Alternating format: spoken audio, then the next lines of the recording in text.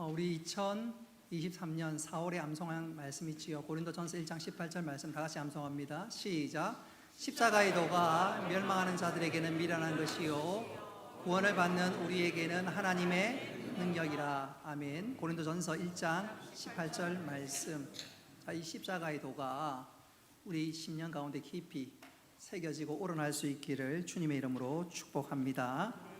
오늘은 아멘 주 예수여 오시옵소서란 제목으로 말씀을 전하도록 하겠습니다. 요한계시록은 주후 90년에서 96년경 사이에 사도 요한에 의해서 기록되었습니다.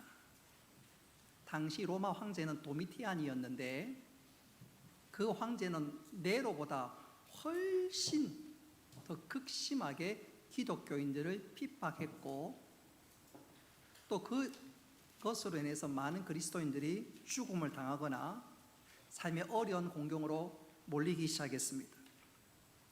로마 황제를 숭배하고 그 성상에 절하여야 된다 그러니까 믿는 자들이 안 하지요. 그 결과로 목숨을 잃은 사람들도 있고 또 그 당시에 상업을 위해서는 소위 길드라는 조직에 가입해야 되는데 그 조건 중에 하나는 로마 황제는 우리의 주다 그 고백을 해야 합니다. 그러니 그 길드에 참여할 수도 없고 또 참여하지 못하면 상업 활동을 없으니까 그야말로 좀 속된 말로 손가락을 빨아야 되는 정말로 어려운 지경의 형편이 당시 성도들의 상황이었습니다. 목숨을 잃을 수도 있고 경제적인 활동은 거의 할 수 없고 그러니까 예수 믿는 사람들이 사는 것이 얼마나 힘들고 극심한지 모릅니다. 뿐만 아니라 그 당시 예수님의 제자들은 다 순교를 당하고 오직 사도 요한 혼자 남았습니다. 그러니까 사도 요한 생각에는 야 정말 이러다가 교회가 무너질지도 모르겠구나. 정말 이 땅에 교회가 다 쓰러질지도 모르겠구나. 바로 그것이 사도 요한의 솔직한 심경이고 입술의 고백이었어요. 바로 그때 주님께서 사도 요한에게 찾아오셨고 반모섬에 유배되어 있는 사도 요한에게 오늘 요한계시록에 있는 환상들을 쭉 보여주시면서 요한아 힘내라. 너뿐만 아니라 모든 교회가 믿음을 지켜라. 힘을 내라.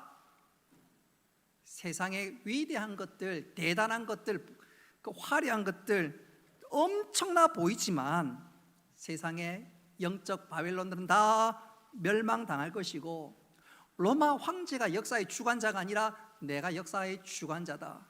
교회가 승리하게 될 것이고 너희들은 마침내 승리를 맛보게 될 것이다. 뿐만 아니라 내가 너희들을 위해서 새하늘과 새 땅, 너희들이 장차 거할 새 예루살렘이 준비되어 있으니 요한아 힘내라, 용기를 내라.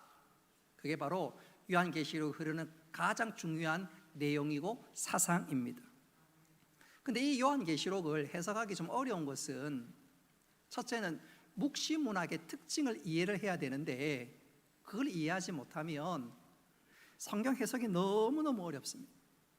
뿐만 아니라 주님께서 환상을 자주 보여주셨는데 이 환상이 의미하는 바가 무엇인지 그것을 제대로 해석하지 못하면 성경 해석은커녕 엉뚱한 방향으로 엉뚱한 결과를 낳을 수가 있습니다. 우리는 그동안 요한계시록을 쭉 살피면서 사도 요한에게 주셨던 그 말씀 그대로 우리가 이 시대 믿음으로 살고 믿음으로 주님을 바라보면서 마침내 우리가 승리할 것을 알고 또 우리에게 영원한 천국, 새 하늘과 새 땅 그리고 새 예루살렘이 준비되어 있는 거 우리가 배웠으니까 다시 한번 우리가 믿음을 추스리고 다시 한번 믿음의 주여 온전케 하신 주님 바라보면서 이 말세 때 믿음의 경주를 잘 감당할 수 있는 우리 모두가 되기를 주님의 이름으로 축복합니다. 오늘은 요한계시록 마지막 22장에 도달했습니다.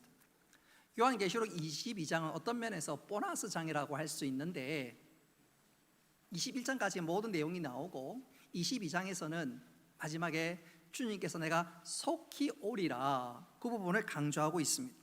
그래서 요한계시록 22장에 나오는 결론과 강조점은 한번 따라 합시다. 내가 속히 오리라. 이 사실을 무려 3번이나 말씀하고 있습니다. 근데 생각해 보면 사도 요한 때로부터 지금까지 약 2000년의 세월이 흘렀지만 우리 주님은 아직 안 오셨습니다. 그래서 우리는 주님이 속히 온다는 이 말이 진짜 맞는 말인가?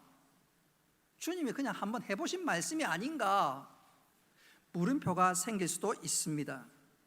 중요한 것은 여기서 속히 온다 이 말의 의미를 우리가 잘 알아야 하는데, 속히 온다는 말은 연대기적인 말이 아닙니다. 시간적인 의미의 말이 아니라 의미론적인 말입니다. 한번 따라합시다. 의미론적인 시간. 이게 좀 어려울 수가 있는데 쉽게 말하면 이런 거예요. 오늘 속히라는 말을 바꾸어서 한번 따라합시다. 분명히란 말로 해석을 하면 됩니다. 오늘 이 말은 주님께서 금방 오겠다는 시간적인 의미가 아니라 내가 반드시 온다, 의미론적인 시간입니다. 그래서 여기 속히란 말은 속히를 분명이란 말로 바꾸면 됩니다. 내가 분명히 온다, 반드시 온다. 그래서 주님의 재림을 우리가 희미하게 생각하거나 혹시 안 오는 것 아닌가, 그게 아니라 한번 따라합시다. 주님은 분명히 오십니다. 그렇게 이해하는 것이 정말로 중요합니다. 여러분, 주님은 분명히 오십니다. 할렐루야. 분명히 오십니다. 그래서 우리가 그 약속에, 주님의 약속을 믿고 재림을 사모할 수 있어야 되겠습니다. 오늘 20절에 그 말씀이 분명하게 기록되어 있지요. 우리 20절 말씀 같이 한번 읽어보겠습니다. 시작. 이것들을 증거하신 이가 가라사대 내가 진실로 속히 오리라 하시거늘 아멘. 주 예수여 오시옵소서. 아멘. 우리 주님이 말씀합니다. 얘들아, 내가 분명히 온다. 이때 성도의 대답은 뭐라고 반응해야 합니까? 아멘. 주 예수여 오시옵소서. 이 말을 4글자로 하면 한번 따라합시다. 마라나타. 주 예수여 오시옵소서. 이 말은 아람어로 마라나타입니다. 우리에게는 좀 생소한 단어일 수도 있고 잘 사용하지 않는 말이지만 초대교회 성도들은 늘 인사할 때 마라나타 그랬습니다. 샬롬이란 말도 많이 사용했지만 특별히 주님의 재림과 관련해서는 마라나타. 예배 시간 예배하기 전에 마라나타 인사하고 또 예배 중간에 마라나타 서로 인사하고 찬양할 때도 마라나타에 대한 찬양도 하고 찬송도 또 고백도 마라나타 자주 고백했습니다. 그게 무슨 말입니까? 주님은 반드시 오시고 우리에게 기쁨과 승리를 안겨줄 테니까 우리 힘을 냅시다. 그게 바로 마라나타입니다. 다시 말씀드리면 초대교회 성도들은 그만큼 천국을 소망하며 살았다는 말입니다. 그들의 시선은 하늘을 향했고 그렇게 하늘을 향하니까 어떤 어려움과 역경이 있어도 흔들리지 않고 능력 가운데 살 수 있었습니다. 로마 당국이 아무리 핍박을 가하고 경제적인 어려움에 처해도 흔들리지 않고 마라나타 고백하면서 믿음의 경주를 잘 감당할 수 있었는데 우리도 그렇게 될 수 있기를 주님의 이름으로 축복합니다. 사실 우리는 초대교회 성도들이 고백했던 이 마라나타 진짜 그렇게 잘 고백하고 있느냐? 개중에 그렇지 못한 분들이 가끔 있어요. 어떤 목사님께서 설교 시간에 천국을 강조하다 보니까 교회 다닌 지 얼마 되지 않았던 어떤 한 할머니께서 목사님에게 이렇게 얘기합니다. 목사님, 설교 시간에 천국 그런 얘기 자주 하지 마세요. 듣기 싫어요. 이유는 뻔하지요. 천국 하다 보니까 뭐가 떠오릅니까? 죽음이 떠오릅니다. 죽음이 떠올라요. 꼭 그 할머니가 아니더라도 천국을 부담스럽게 생각하는 사람이 있습니다. 여러 가지 이유가 있겠지만 가장 주된 이유 중에 하나는 천국을 바라보는 훈련이 되어 있지 않기 때문에, 우리가 요한계시록을 쭉 들으면서 천국이 있다는 것이 무엇인지 알지 못하니까 천국 하면 부담스럽게 생각하고 그 말씀을 듣기 싫어합니다. 기껏 생각하는 것이 천국 하면 이 다음에 나보다 먼저 간 우리 가족들을 만나는 정도 생각하는데, 우리는 요한계시록을 통해서 천국이 무엇인지, 또 새하늘과 새 땅이 무엇인지 우리가 분명히 배웠지요. 새하늘과 새 땅, 그리고 우리가 영원히 거할 새 예루살렘의 복이 얼마나 대단한지 여러분 배웠지요? 안 배운 것처럼 맹숭맹숭하신 분들이 있는데, 여러분 새하늘과 새 땅, 또 새 예루살렘의 복이 어마어마한데 그걸 잘 모르니까 소망하지도 않고, 또 그것을 잘 모르니까 능력 있게 살지 못합니다.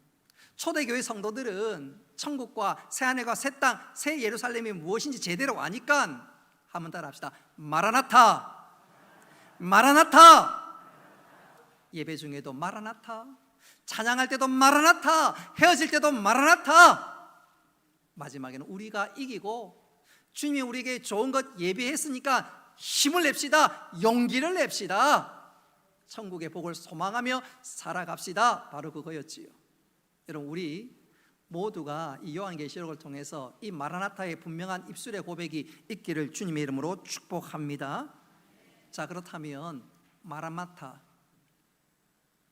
천국 소망이 분명한 사람들은 이 땅에서 구체적으로 어떤 삶들을 살아가게 되는가?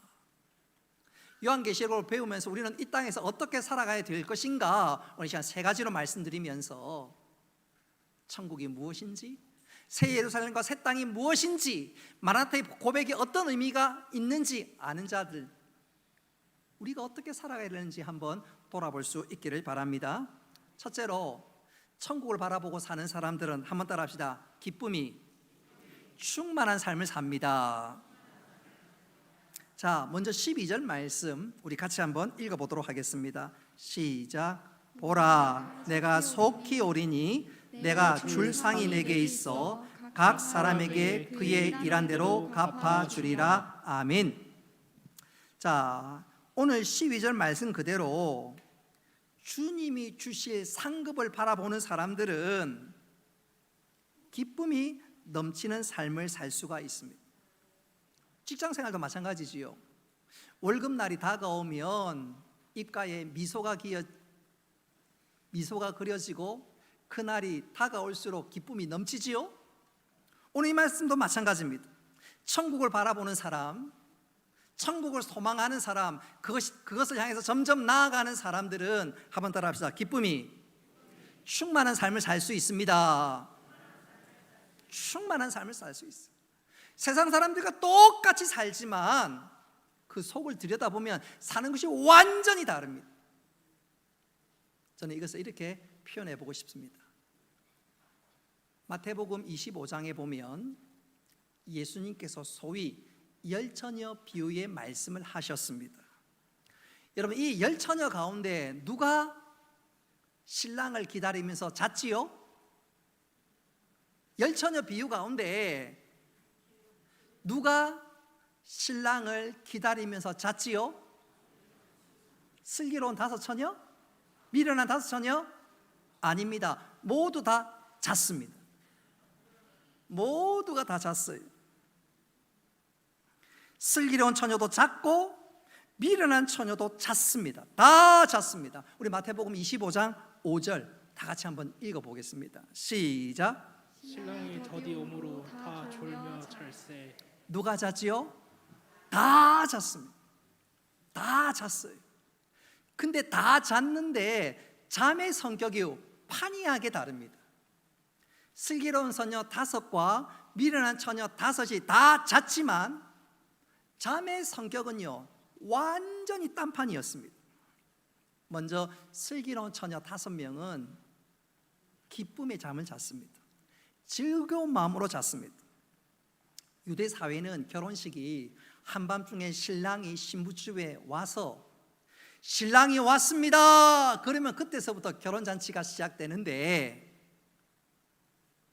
신랑을 맞이할 들러리 신부의 친구 10명이 다 졸며 자고 있습니다. 그러나 슬기로운 처녀 5명은 신랑이 조금 있으면 올 거고, 신랑이 왔어요 외치면 그때 벌떡 일어나서 신랑을 맞이하고 기쁨의 잔치를 벌릴 것을 기대하면서 조금만 자면, 잠시 있으면 신랑이 올 것이다 생각하면서 그 잠시 눈을 붙이는 순간 행복한 단잠을 잡니다. 자는 것도 좋고 이제 신랑이 오면 더 좋고. 근데 어리석은 미련한 처녀는 아니었습니다. 정말로 지루하고 따분한 잠을 잤습니다. 그들은 신랑이 올 것이라는 분명한 확신이 없었습니다. 아니요, 결혼잔치에 참여하면서도 신랑이 올 거라는 확신이 없었습니다. 어떻게 할 수 있나요? 신랑이 오면 신랑을 맞이할 등불을 켜야 되는데 그 등불을 준비해야 될 기름이 없는 거예요.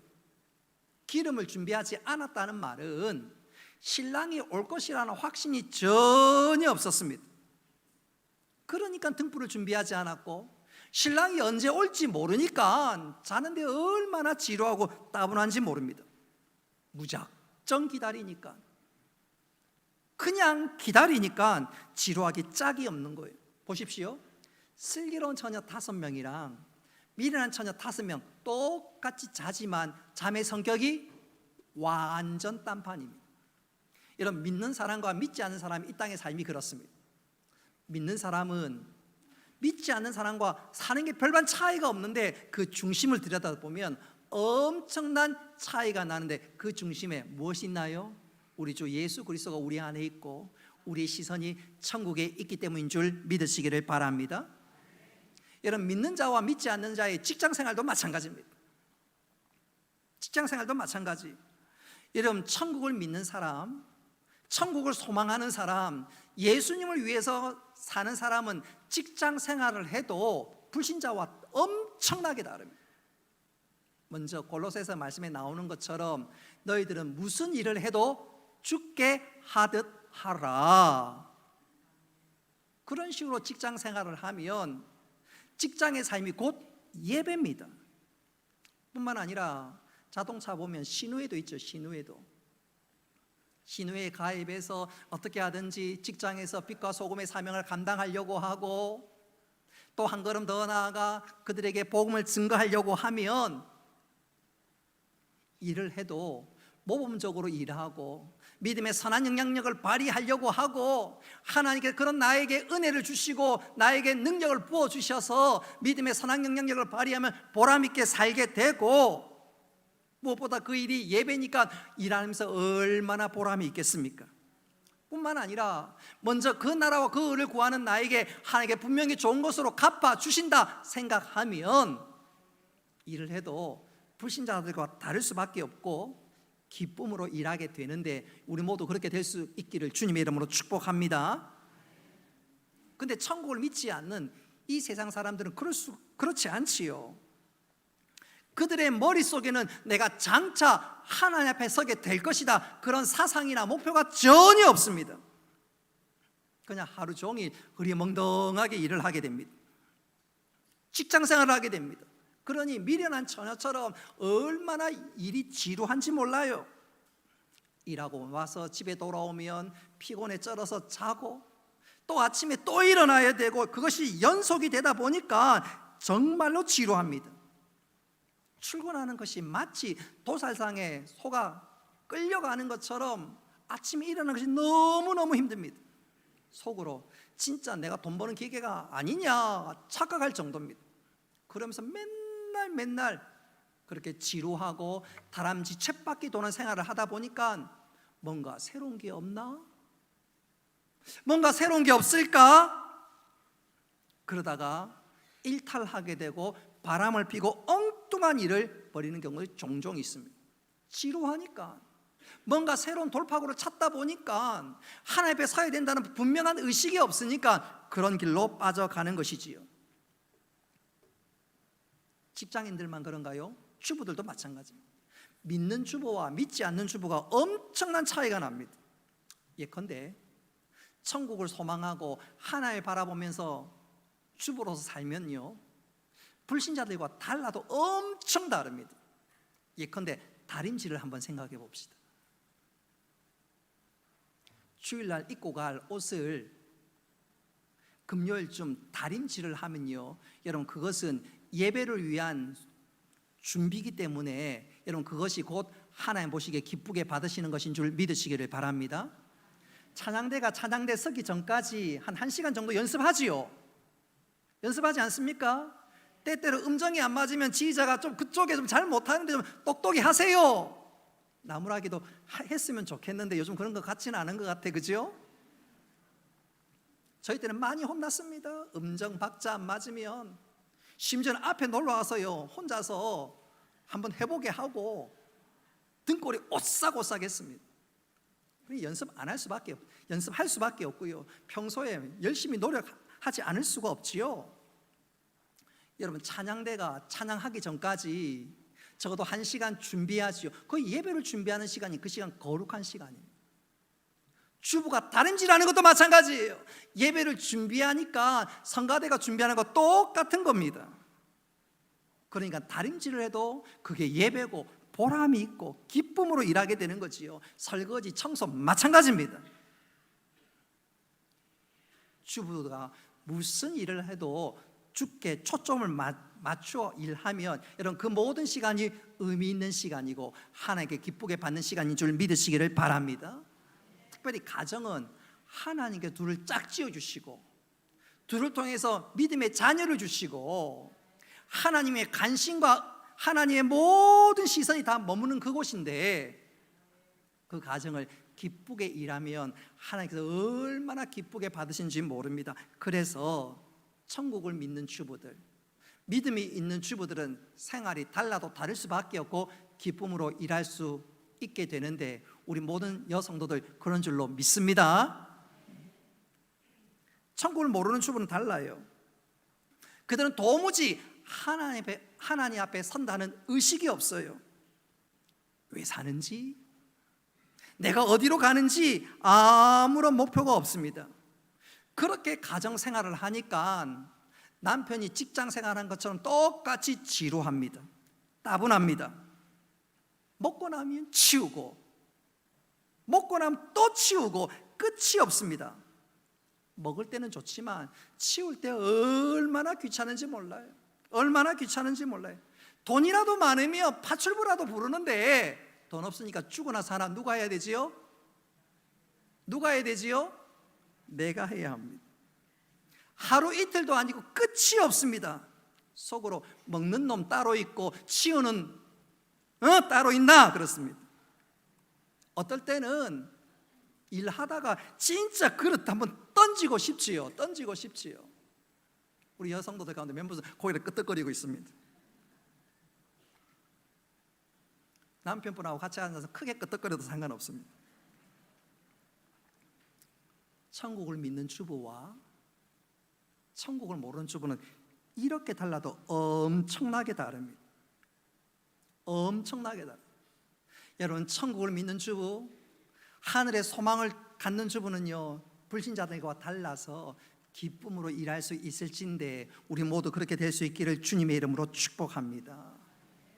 천국을 소망하며 믿음의 삶을 사는 사람들은 세상 사람들과 달라도 엄청나게 달라요. 겉으로 사는 것은 똑같지요. 근데 그 중심을 딱 열어보면 달라도 엄청나게 다릅니다. 저는 이것을 이렇게 한번 표현해 보고 싶어요. 우리 학창 시절에 소풍간 기억들은 다 있지요. 근데 소풍 가기 하루 전날, 소풍 전날 여러분 어때요? 여러분 어때요? 너무너무 가슴이 설레고 소풍 전날 너무너무 좋습니다. 제가 지금도 기억하는데 초등학교 5학년 때 갑자기 그 교실 스피커에서 교무실에서 알려드립니다. 교무실에서 알려드립니다. 내일 사초등학교는 제가 사초등학교 다녔거든 부산. 내일 소풍을 가기로 결정했습니다. 다시 알려드립니다. 내일 소풍 간다는 거라. 그때 우리 반에 있는 모든 학생들이 짠 것도 아닌데 동시에 모두 손에서 만세! 얼마나 좋았는지. 한 1분 동안 선생님이 아이를 진정시킨다고. 그날 수업을 마치고 집으로 돌아가는데 제 기억이 정확하다면 제가 태어나서 학교에서 집까지 간 시간이 가장 짧았던 것 같아요. 너무너무 좋아. 뛰어갔습니다. 책가방에 덜컹덜컹 그 신경 뛰어갔습니다. 그리고 도착하자 맞아. 엄마 내일 소풍이에요.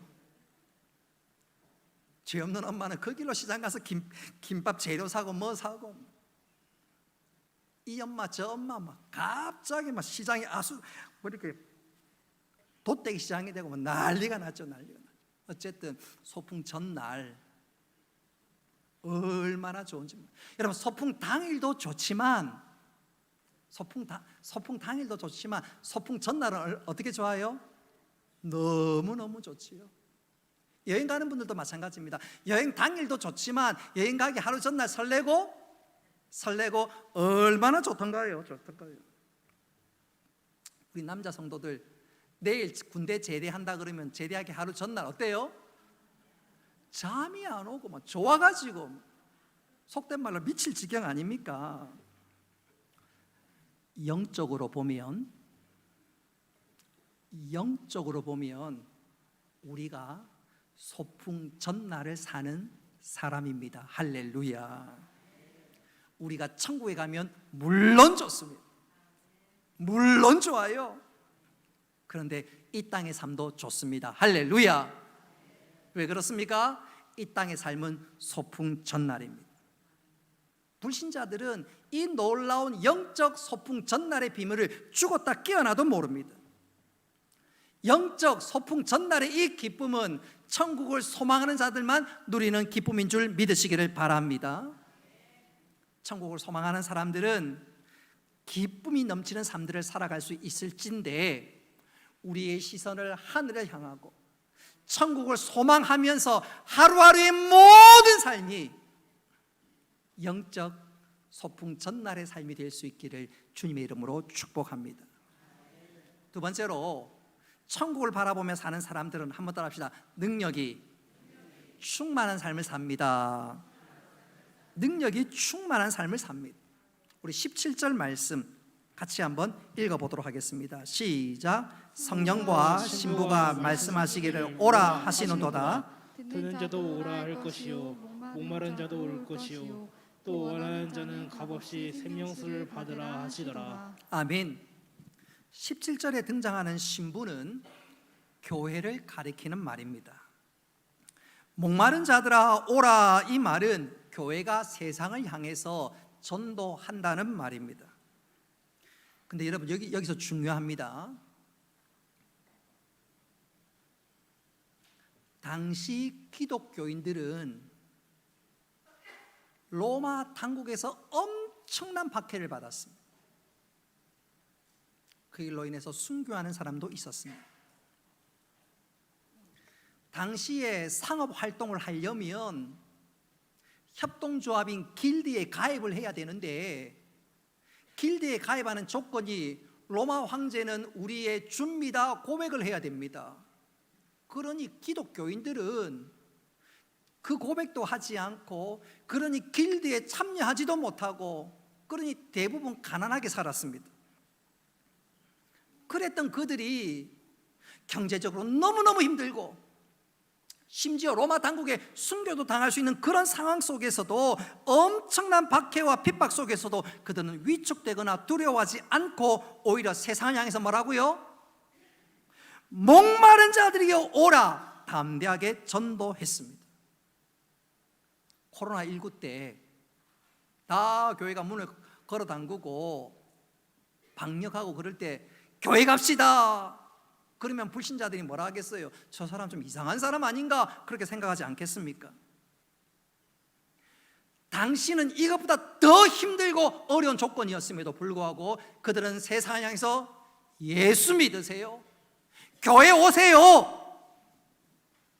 도대체 그 능력의 원천이 어디서부터 비롯되었을까? 오늘 읽었던 말씀에 보면 천국 소망이 분명했기 때문이었습니다. 세상이 아무리 박해를 가해도 장차 우리가 머물게 될 그 천국의 영광에 비하면 아무것도 아니었기에 담대하게 외쳤습니다. 담대하게 외쳤습니다. 로마서 8장 18절 말씀 우리 같이 한번 읽어보도록 하겠습니다. 시작. 현재의 고난, 다시 읽어보겠습니다. 시작. 생각컨대 현재의 고난은 장차 우리에게 나타날 영광과 좋게 비교할 수 없도다. 아멘. 현재의 고난이 아무리 크고 우리가 아무리 어려운 시대를 살아도 장차 우리가 천국에서 누릴 영광과 비교하면 이것은 아무것도 아니다. 그래서 그들은 현재의 고난과 역경을 이길 수 있었습니다. 제가 여러 번 얘기했지만 예컨대 여러분들이 저녁 7시에 근사한 뷔페를 초대받았습니다. 예를 들어서 단가 25만 원짜리 뷔페에 초대받았습니다. 그런데 한 5시쯤 돼서 배가 꼬르륵 꼬르륵 합니다. 그러면 여러분 같으면 그때 뷔페 가기 전에 라면 하나 끓여 먹고 가자 그렇게 합니까? 아니면 꼬르륵 꼬르륵 참고 견딥니까? 참고 견디지죠.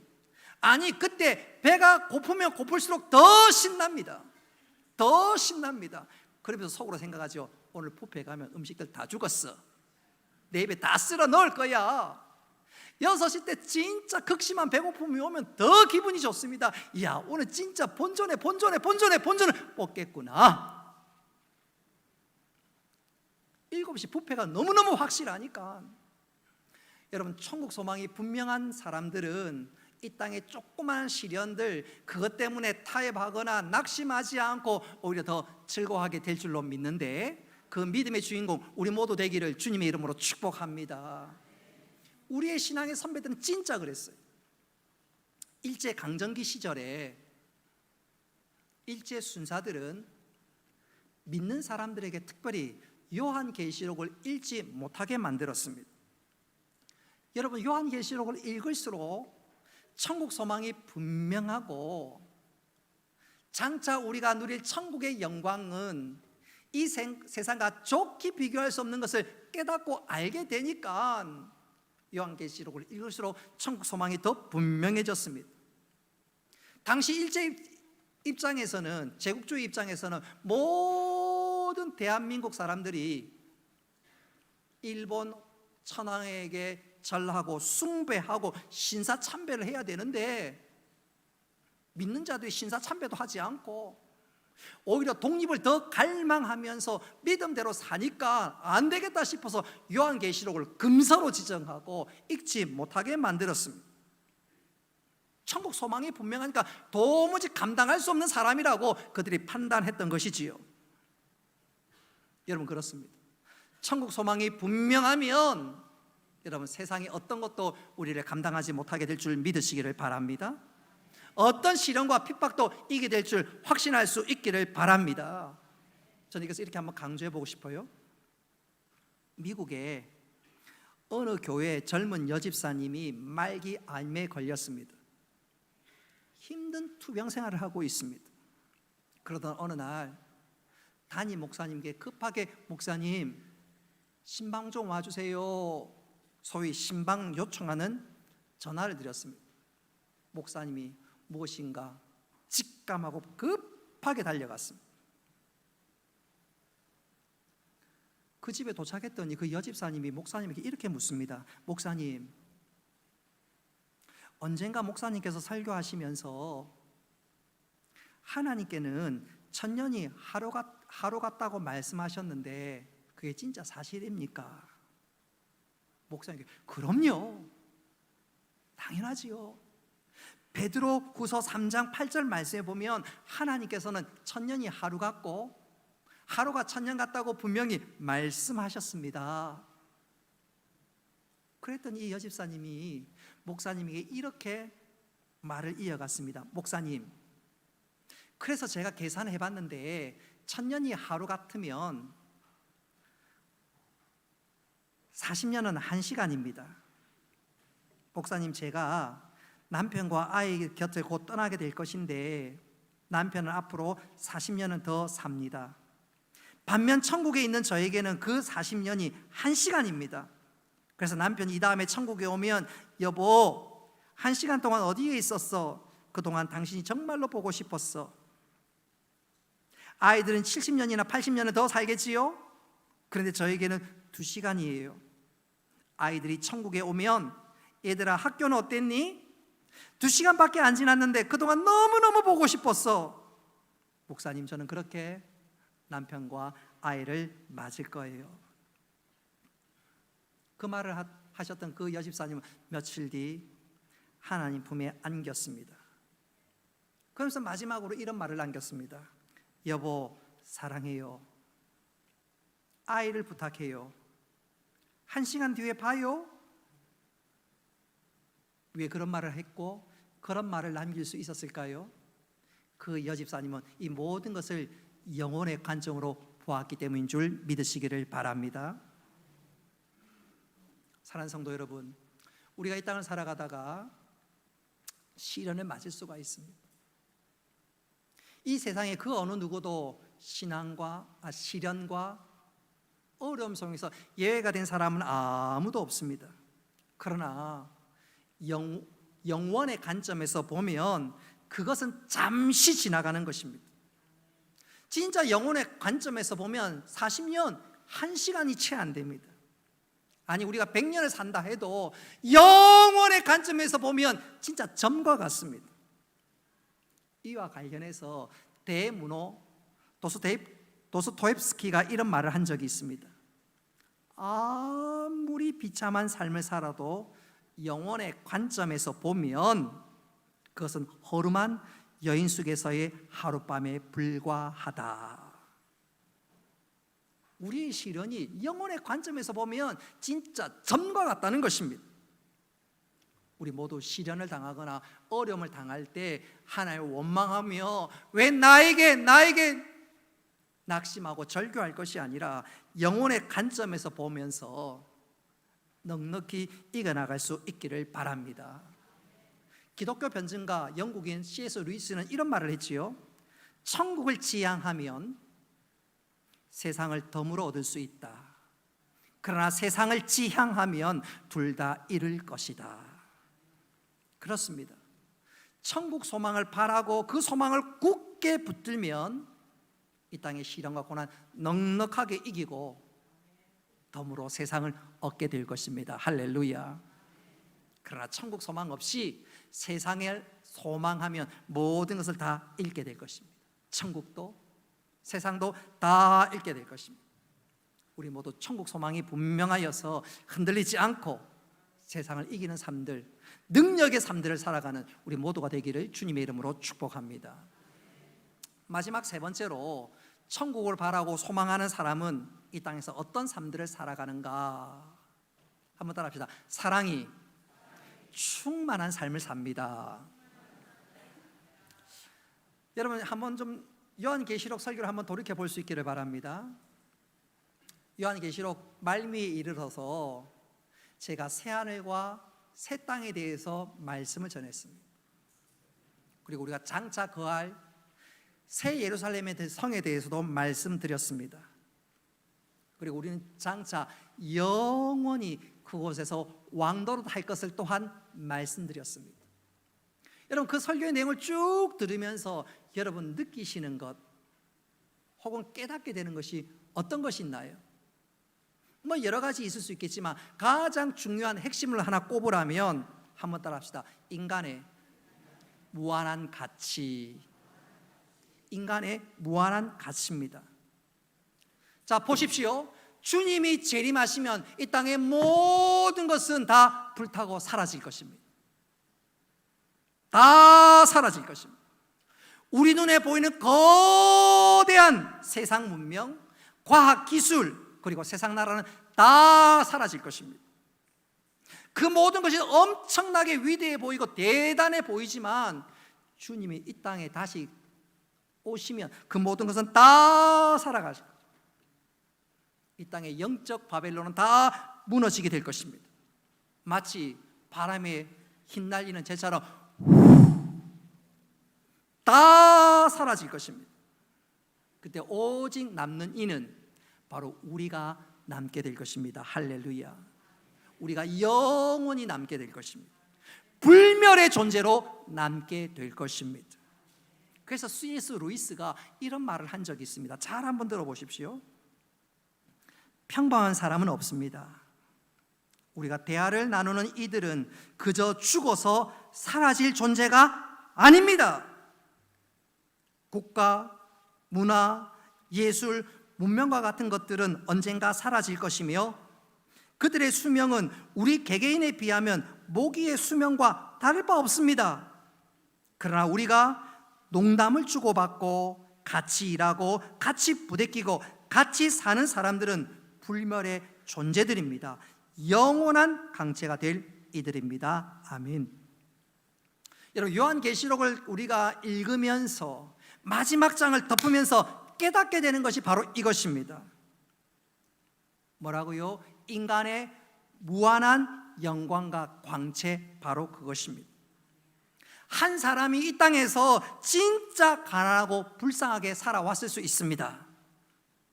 어떤 이는 정말로 장애인으로서 평생 괴롭게 살아온 분들도 있습니다. 아무에게도 관심 받지 않고 소외되고 외로운 사람으로 살아온 사람도 있습니다. 이 땅의 거대한 나라나 문명에 비하면 그야말로 미미한 존재처럼 살아왔을 수 있습니다. 그러나 천국에 가면, 더 정확히 얘기하면 주님이 재림하시면 그 모든 운명이 역전될 것입니다. 할렐루야. 이 땅에 거창했던 모든 것은 다 불타 사라지게 되고, 바로 한 사람, 연약하고 보잘것없고 대단하지 않았던 우리가 영광의 광채로 주님의 기쁨으로 온전히 변화되어서 주님과 영원하게 살 불멸의 존재로 남게 될 것입니다. 할렐루야. 그래서 내 옆에 있는 한 사람 한 사람이 얼마나 소중한 존재인지 몰라요. 불멸의 존재들입니다. 장차 주님과 영원토록 살 주님의 사랑하는 아들, 딸, 주님의 사랑하는 형제, 자매들입니다. 그래서 여러분, 인류 역사, 긴 역사를 보면 인간의 억압과 착취, 그리고 전체주의로 인해서 인간들을 너무너무 못살게 굴었던 그 모든 것들을 변혁했던 위대한 개혁가들을 보면 하나같이 천국 소망이 분명한 사람들이었습니다. 이유는 분명하지요. 예컨대 19세기 영국 복음주의자들이 그랬습니다. 불신자들의 눈에 보기에 노예들은 그냥 유용한 도구일런지는 몰라도 그들의 눈에는 그렇게 보이지 않았습니다. 천국에 가면 우리 모두는 불멸의 존재가 되고 주님께서 이들을 위해서 십자가에 살찌고 피 흘려 죽으시고 사랑해 주셨는데, 그리고 장차 이들은 주님의 영광의 광채가 될 이들인데 이들을 이렇게 함부로 짓밟는 거 있을 수가 없다. 그래서 노예제도 철폐에 앞장섰고 마침내 노예제도를 철폐하게 되었습니다. 그들이 왜 그렇게 앞장서 나갈 수 있었고 그들이 왜 그렇게 큰 목소리를 외칠 수 있게 되었느냐? 천국 소망이 분명하니까. 장차 그들이 새하늘과 새 땅에서 어떻게 살아가야 될 존재인지 아니까. 그리고 내 옆에 있는 한 사람 한 사람이 얼마나 소중한 존재요, 주님 보시기에는 불멸의 광채요 존재인 거 아니까 그들이 그렇게 살았는데, 우리는 멀리 갈 것도 없고 내 옆에 사람 한번 좀 보십시오. 한번 더 합시다. 주님의 영광의 광채입니다. 그런 내 옆에 사람을 어찌 사랑하지 않을 수 있겠습니까? 여러분 기억하십시오. 혹시 성도들 간에 다툼이 있으면 이거 빨리 풀어야 됩니다. 천국에서 영원토록 볼 사람입니다. 영원토록 볼 사람. 주님의 영광의 광채인데, 주님 보시기에 진짜 걸작품인데 내가 그 걸작품 알아보지 못하고 흠집냈으면 그 얼마나 주님 앞에 죄송한 일입니까? 죄송한 일입니다. 우리가 요한계시록을 마지막 끝내면서 마무리하면서 우리가 깨달아야 될 분명한 한 가지 사실은, 다시 옆 사람 쳐다보면서 이렇게 축복합시다. 당신은 불멸의 존재입니다. 주님의 영광의 강체입니다. 사랑합니다. 축복합니다. 여러분, 주님이 만드신 걸작품입니다. 걸작품. 10,000원짜리 5,000원짜리가 아니라 주님이 만드신 걸작품입니다. 불멸의 존재고 영광의 강체인데, 우리가 이거 기억하면서 19세기 복음주의자는 그것 때문에 노예 제도를 철폐했는데, 우리는 그 정도가 아니라 내 옆에 사람을 사랑하고 사랑하고 사랑하고 또 사랑할 수 있기를 바랍니다. 믿지 않는 사람들에게 복음 전해서 그 사람들 역시 이 놀라운 은혜 자리에 들어오게 할 수 있는 주님의 사람들 되시기를 주님의 이름으로 축복합니다. 말씀을 맺도록 하겠습니다. 저는 우리 온 성도들이 천국 소망이 풍성할 수 있기를 바랍니다. 이 다음에 천국 가는 정도, 그 정도에 머문 것이 아니라 정말로 천국 소망을 바라보면서 이 땅에서 천국 소망을 가지고 살아가는 자의 기쁨을 누리고 영적 소풍 전날의 기쁨을 누리면서 주의 영광에 살아갈 수 있기를 바랍니다. 요한계시록 설교는 오늘로서 마무리하지만 천국을 바라보고 천국 소망을 가지는 것은 지금부터 시작입니다. 그리고 그 시작으로 그것이 분명해서 우리 모두 기쁨 충만, 능력 충만, 사랑 충만한 삶을 살아가는 우리 모두가 되기를 주님의 이름으로 축복합니다. 우리 말씀